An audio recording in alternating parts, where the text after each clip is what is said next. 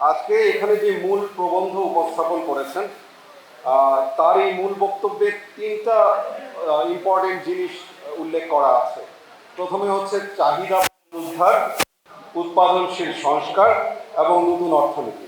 আসলে এবারের বাজেট কি আছে এই তিনটার মাধ্যমেই কিন্তু সম্পূর্ণরূপে প্রকাশিত হচ্ছে, কিন্তু এর বাইরেও কি আশা করা যায়? আমরা আলোচনা করি বাজেট নিয়ে, আমরা বাজেট নিয়ে আলোচনা করতে গিয়ে দেখি রাজস্ব, আয় ব্যয় অথবা উন্নয়ন বাজেটে কি রইল।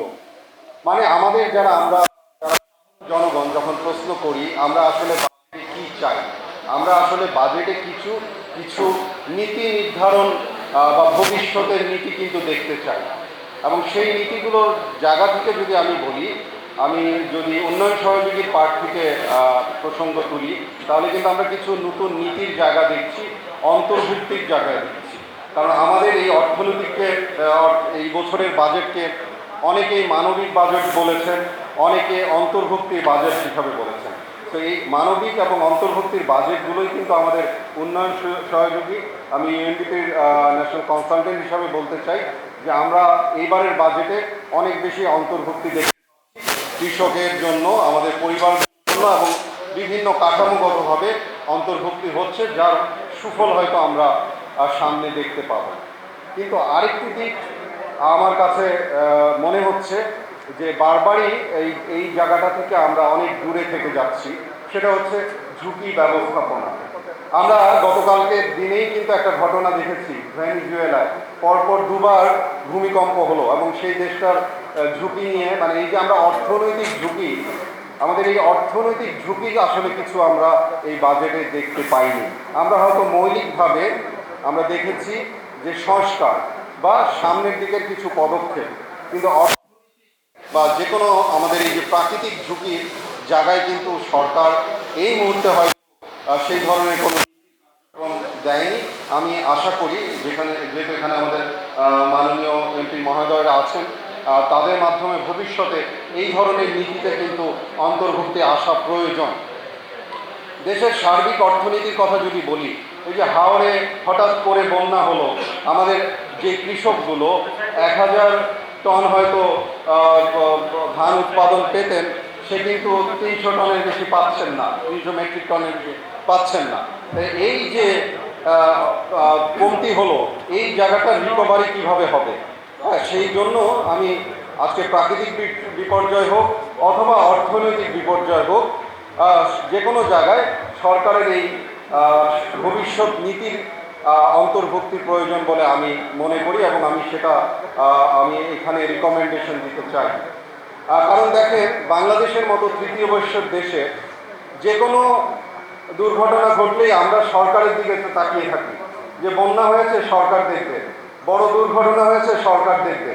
কিন্তু আমরা যদি আমাদের উন্নত দেশের উদাহরণ দিতে চাই, আজকে আমাদের মাননীয় প্রধানমন্ত্রী মালয়েশিয়া গেছেন বা চায়না গেছেন, সেখানে কি সব কিছু সরকার দেখছে?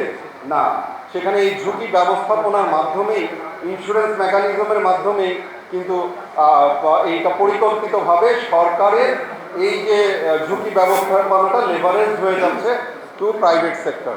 আজকে আমরা যে কৃষক কার্ডের কথা বলছি, সেই কৃষক কার্ডের সাথে ঝুঁকি ব্যবস্থাপনাকে অন্তর্ভুক্ত করা যায় কৃষি বিমার মাধ্যমে। আজকে যেই স্বাস্থ্য বিমার স্বাস্থ্য কার্ড দিবে বলা হচ্ছে, সেই স্বাস্থ্য কার্ডের সাথে অন্তর্ভুক্তি করা যেত যদি সেখানে স্বাস্থ্য বিমাকে অন্তর্ভুক্ত করা হতো। আমেরিকা 2008 সালে যেই বিশাল বেল আউট হয়েছে, সেই বেল আউটকে রিকভারি করেছে কিন্তু তার ঝুঁকি ব্যবস্থাপনা, এবং এই ঝুঁকি ব্যবস্থাপনা তার ইন্স্যুরেন্স মেকানিজমের মাধ্যমে, রিস্ক ম্যানেজমেন্টের মাধ্যমে কিন্তু অন্তর্ভুক্ত হয়েছে। তো আমি এবারের বাজেটকে পজিটিভভাবে, মানবিকভাবে বাজেটকে আমি পর্যালোচনা করছি। সাথে সাথে এই পরবর্তী যে আলোচনায় আমি বলেছি যে ঝুঁকি ব্যবস্থাপনার নীতিগত ভাগ যদি ভবিষ্যতে অন্তর্ভুক্ত করা যায়, তাহলে কিন্তু অন্তর্ভুক্তির ক্ষেত্রে আমরা আমাদের দেশের সমৃদ্ধির ক্ষেত্রে এগিয়ে যেতে পারবো।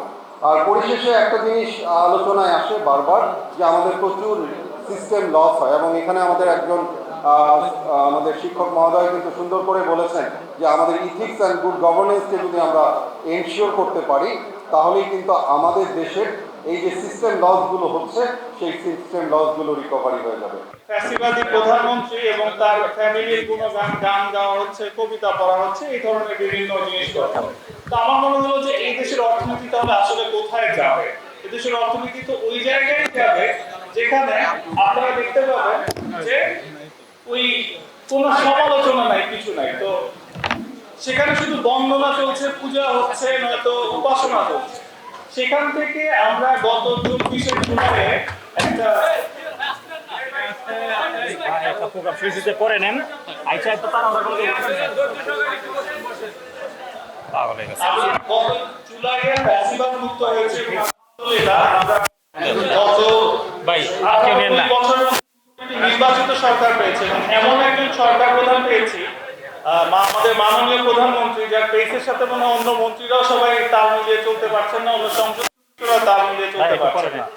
তার কারণ উনি চাচ্ছেন দেশকে একটি বেটার অর্থনীতি দিতে এবং সেটা আমরা এই বাজেটে দেখেছি। এই বাজেট নিয়ে যেটা আমাদের মানসুরা আপা বলে গেলেন যে দেবপ্রিয় ভট্টাচার্যের মতো মানুষও এই বাজেটের সমালোচনা করতে পারেন, কিন্তু এখানে কিন্তু একটা লক্ষণীয় বিষয়। আপনারা যদি খুব ভালোভাবে আমাদের মাননীয় বিশেষ অতিথি জনাব শাহাদাত হোসেন ভাইয়ের আপনারা যদি বক্তব্য শুনেন, উনি কিন্তু চ্যালেঞ্জগুলো নিয়ে বলেছেন এবং সরকারকে কোথায় কোথায় কাজ করতে হবে সেই জিনিসগুলো বলেছেন। এটাই কিন্তু ফ্যাসিস্ট শক্তির সাথে বর্তমান সরকারের পার্থক্য। যে আমরা এখানে বলছি, আমাদের মাননীয় সংসদ সদস্য উনি এখানে এসে বলছেন যে কোথায় কোথায় কাজ করার সুযোগ রয়েছে। উনি কিন্তু বলছেন না যে না এটা সবকিছু পারফেক্ট, এখানে কোনো কথা বলার সুযোগ নেই, যেটা ফ্যাসিবাদী শক্তির সময় ছিল। এখানে এই বর্তমান গণতান্ত্রিক সরকারের সাথে পূর্ববর্তী ফ্যাসিবাদী শাসন ব্যবস্থার ডিফারেন্স। এখন আসি বর্তমান বিরোধী দলের কথায়। বর্তমান বিরোধী দল তারা মনে হয় খুঁজে খুঁজে ওই যে আমাদের মাননীয় প্রধানমন্ত্রী বলেছেন যে মানে মদের দাম বেড়েছে, এটা নিয়েও তাদের কমপ্লেন। আরে ভাই, যে মদ খাবে সে বেশি টাকা দিয়ে খাক না, সরকারের রাজস্ব হয়। সরকার তো দেশকে সার্ভিস দিতে হবে, দেশকে বেটার সেবা দেওয়ার জন্য সরকারের কোথাও না কোথাও থেকে তো রাজস্ব আয়ন করতে হবে। সেটা কি নিত্য প্রয়োজনীয় জিনিসের দাম বাড়িয়ে দিবে নাকি মদের দাম বাড়িয়ে দিবে? আপনারাই বলেন। এখানে খুব বেশি ইম্পর্টেন্ট ফ্যাক্টর যেটা, সেটা হলো এই বাজেটে সমালোচনা করার সুযোগ নাই, কিন্তু এই বাজেটের চ্যালেঞ্জগুলো তুলে ধরার উপায় আছে, যেটা বর্তমান বিরোধী দলের ব্রেইনে সম্ভবত ঢুকছে না। যে ভাই কনস্ট্রাকটিভ সমালোচনা না করে আমরা অ্যাগ্রেসিভ আক্রমণ চালাবো সরকারের উপর। না ভাই, আপনাদের উচিত এই চ্যালেঞ্জ মোকাবেলা করার, সরকার কি কি ভুল করছে সেগুলো তুলে ধরা। তা না করে আপনারা শুরু থেকেই চলে যাচ্ছেন এই বিরোধিতায়, যেটা সম্পূর্ণ সম্পূর্ণ সম্পূর্ণ ভুল রাজনীতি বলে এনডিএম এবং আমি মনে করি যে সকল জাতীয়তাবাদী শক্তি মনে করে।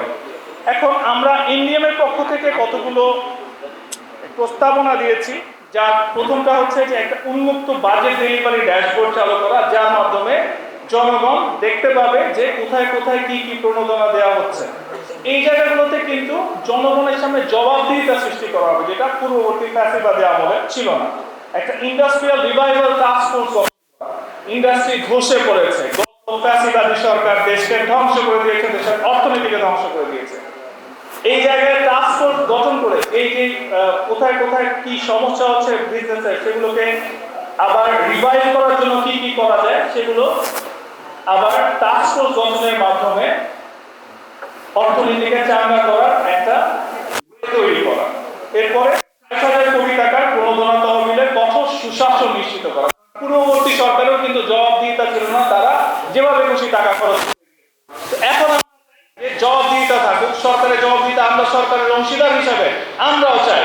আমরা পুরানো জাতীয় পার্টির মতো লেজুর ভিত্তিক বিরোধী দল বা লেজুর ভিত্তিক সরকারের অংশ হিসেবে থাকতে চাই না। আমাদের সরকার একটি গণতান্ত্রিক সরকার এবং এখানে আমরাও গঠনমূলকভাবে তাদেরকে অংশীদার হিসেবে তাদেরকে পরামর্শ দিতে চাই যে কোথায় কোথায় বেটার করার সুযোগ রয়েছে।